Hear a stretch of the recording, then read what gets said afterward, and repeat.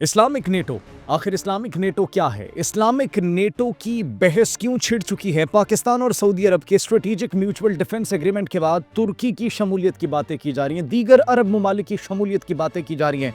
क्यों पाकिस्तान को इस इस्लामिक नेटो का मरकज़ो महवर करार दिया जा रहा है? ये कब इस्टेब्लिश होगी? इसको इस्टेब्लिश करने के पीछे क्या वजूहात हैं? इसका मुस्तकबिल क्या है? इस पर बात करेंगे। साथ ही साथ ईरान पर हमला अब यकीनी हो चुका है। कुछ खबरें ऐसी मौसूल हुई है जिससे ये खदशा जाहिर हो रहा है कि ईरान पर हमला करने की मुकम्मल तौर पर तैयारी कर ली है। और वही पुराना वतीरा कि एक जानिब ये कहा जाए कि सब ठीक है, मामलात नॉर्मलाइज कर लिए जाए, लेकिन उसके बाद अचानक से मिस एडवेंचर करने की कोशिश करना। लेकिन आप ये सुनकर हैरान होंगे कि ईरान ने भी तैयारी मुकम्मल तौर पर कर ली है। ईरान की जानिब से क्या रिस्पॉन्स आया है? ईरानी कौम इस वक्त जो है उनके जज्बात क्या है? ईरानी supreme leader Ayatollah Ali Khamenei की जानिब से क्या ताज़ा तरीन बयान जारी किया गया है? क्या इंस्ट्रक्शंस दी गई है अपनी कौम के नाम, अपने जर्नैलों के नाम और पासदाराने इनकलाब के नाम? वो भी आपके साथ शेयर करेंगे। पाकिस्तान के लिए कुछ अच्छी खबरें हैं। पाकिस्तान माशी इस्तेहकाम और मुस्तहकम के हवाले से, माशी समत के हवाले से एक्चुअली पाकिस्तान जो है वो बेटर होता जा रहा है, दिन ब दिन बेटर होता जा रहा है। और इस मरतबा बिलियंस और बिलियंस ऑफ डॉलर्स की जो डील्स हैं वो मजीद हुई है पाकिस्तान की चाइना के साथ। साथ ही साथ जो गज़ा पीस बोर्ड है उसके अंदर कौन कौन से इस्लामी ममालिक शामिल है उनकी फहरिस्त मंजर-ए-आम पर आ चुकी है। वो फहरिस्त जारी कर दी गई है। कौन कौन गज़ा पीस बोर्ड के अंदर शामिल होगा, पाकिस्तान का उसमें क्या किरदार होगा, वो भी आपके साथ शेयर करेंगे। और JF-17 थंडर की दीवानी अब दुनिया हो चुकी है, इस बात का एतराफ़ बैनुल अक़वामी मीडिया भी कर रहा है। ये क्या माजरा है, इस पर भी बात करेंगे। आप सब पर सलामती हो। अनफोल्ड पाकिस्तान में खुश आमदीद कहते हैं। नाज़रीन, सबसे पहले बात करते हैं इस्लामिक नेटो की। पाकिस्तान और सऊदी अरब का एक ऐसा तारीखी मुआहिदा होता है जिसमें एक मुल्क पर हमला दूसरे मुल्क पर हमला तस्वुर किया जाएगा, जो कि एक बहुत बड़ा धचका था भारत के लिए, मगरिब के लिए, इजराइल के लिए। अब उसके अंदर जब पाकिस्तान के वज़ीर दिफा ख्वाजा आसिफ ये बयान जारी करते हैं कि दीगर ममालिक भी शामिल हो सकते हैं, उसके अंदर अब तुर्किया की इन्वॉल्वमेंट, उनका इंटरेस्ट भी बढ़ता हुआ दिखाई दे रहा है। न सिर्फ तुर्किया का बल्कि दीगर ममालिक का भी, जो कि हम वक्त से पहले डिस्क्लोज नहीं कर सकते। तो अब ये ममालिक जो कि पाकिस्तान के साथ, सऊदी अरब के साथ एक डिफेंस एग्रीमेंट करना चाहते हैं कि एक मुल्क पर हमला दूसरे मुल्क पर हमला तस्वुर किया जाएगा।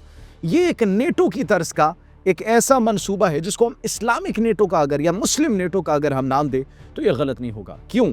क्योंकि नेटो का वजूद हमें ख़त्म होता हुआ दिखाई दे रहा है। जो कशीदगी चल रही है अमेरिका की ग्रीनलैंड के तनाज़े पर यूरोप के साथ, उसकी वजह से नेटो का वजूद हमें डिफ़ॉल्ट करता हुआ दिखाई दे रहा है। और उसके बाद पाकिस्तान और सऊदी अरब का एग्रीमेंट होना और इस एग्रीमेंट में दीगर ममालिक का इंटरेस्ट शो करना, एक इस्लामिक नेटो की तरफ हमें कदम बढ़ता हुआ दिखाई दे रहा है, जिसका मरकज़ो महवर पाकिस्तान को तस्वुर किया जा रहा है। क्यों?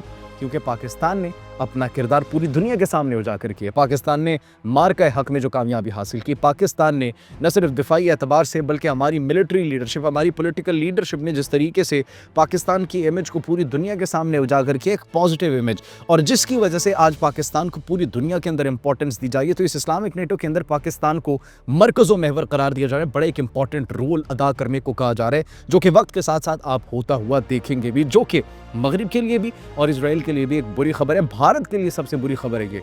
भारत को बड़ी तकलीफ हो रही है और इसीलिए भारत ने पाकिस्तान का मुआहिदा देखते हुए यूएई को बड़ा मनाने की कोशिश की कि वो भी उन्हीं के साथ उसी तर्ज पर एक एग्रीमेंट करे, एक डिफेंस एग्रीमेंट करे। और उनको ये खदशा जाहिर किया गया, उनको ये फीड किया गया कि सऊदी अरब आपको जो है वो नेगलेक्ट कर रहा है, सऊदी अरब आपको साइड लाइन करने की कोशिश कर रहा है पाकिस्तान के साथ दिफाई मुआहिदे के बाद।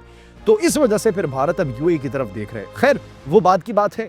अब नाज़रीन, एक और बड़ी खबर यह है कि ईरान पर हमला करने की तैयारी इस वक्त मुकम्मल हो चुकी है और ऐसा लग रहा है कि ईरान पर आज नहीं तो कल बहुत जल्द हमला कर लिया जाएगा। The reason behind that, Bharat के एयरक्राफ्ट कैरियर्स, उनके फ्लीट्स, उनके शिप्स, वो हमें मूव करते हुए दिखाई देते हैं मिडिल ईस्ट की तरफ, और मिडिल ईस्ट में फिर आगे आ जाता है ईरान। ईरान की तरफ मूवमेंट करते हुए हमें दिखाई देते हैं।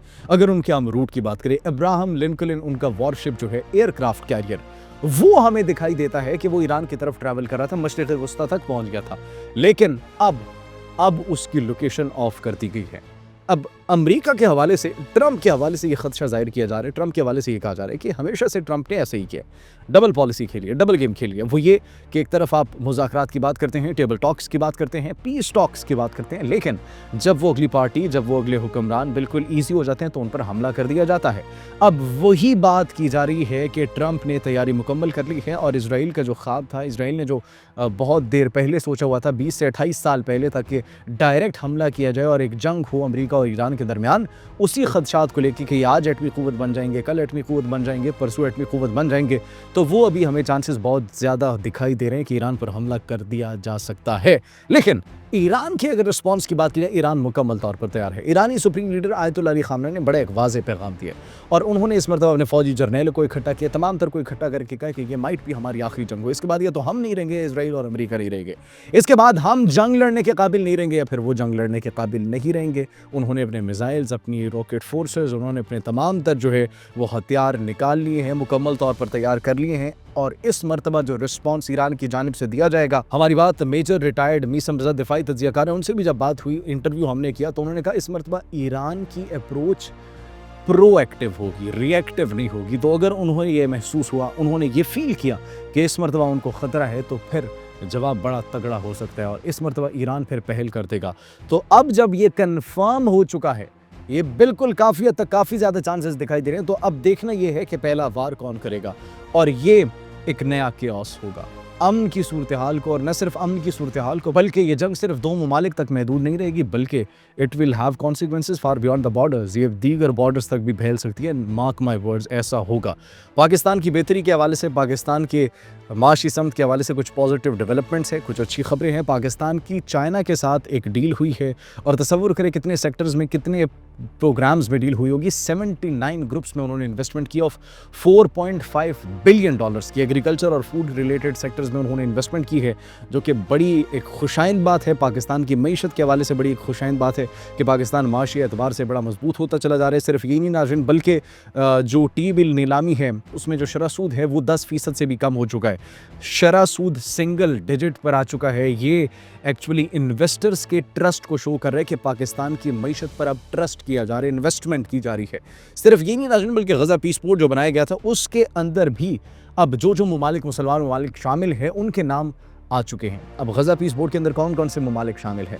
सऊदी अरब शामिल है, यूएई शामिल है, तुर्किया शामिल है, इंडोनेशिया शामिल है, कतर शामिल हो चुका है, इजिप्ट, उर्दन, बहरीन, मराकश, उज़्बेकिस्तान, अज़रबैजान, और ऑब्वियसली पाकिस्तान ने भी ये दावत कबूल कर ली है। पाकिस्तान भी उसका हिस्सा बनने वाला है और लोगों के जज्बात बड़े पॉजिटिव हैं। लोग बड़े खुश हैं कि गज़ा के अंदर अमन की सूरत हाल को बरकरार रखने के लिए, अमन को जो है वो वहाँ पर मेंटेन रखने के लिए बिलाखिर गज़ा की आवाम की आवाज़ सुनी गई है और अब वहाँ पर सिचुएशन बेहतर हो जाएगी जब पाकिस्तान इस बोर्ड का हिस्सा बन चुका है। तो अवाम की जानिब से बड़ी खुशी के जज्बात है। गज़ा के अंदर एक फिर से उम्मीद लौट आई है कि पाकिस्तान उस अमन बोर्ड का हिस्सा बन चुका है। तो ये बड़ी पॉजिटिव, एक अच्छी डेवलपमेंट है। JF-17 थंडर की अगर बात करें आखिर में जाते जाते, तो पूरी दुनिया जिस तरह JF-17 थंडर की दीवानी हो चुकी है, अब इंटरनेशनल मीडिया, अरब न्यूज़, अल जज़ीरा, बैनुल-अक़वामी जितने भी प्लेटफॉर्म्स हैं, अब वो पाकिस्तान के JF-17 थंडर की दाद दिए बगैर नहीं रह सके। मुख्तलिफ रिपोर्ट शाये की जा रही हैं।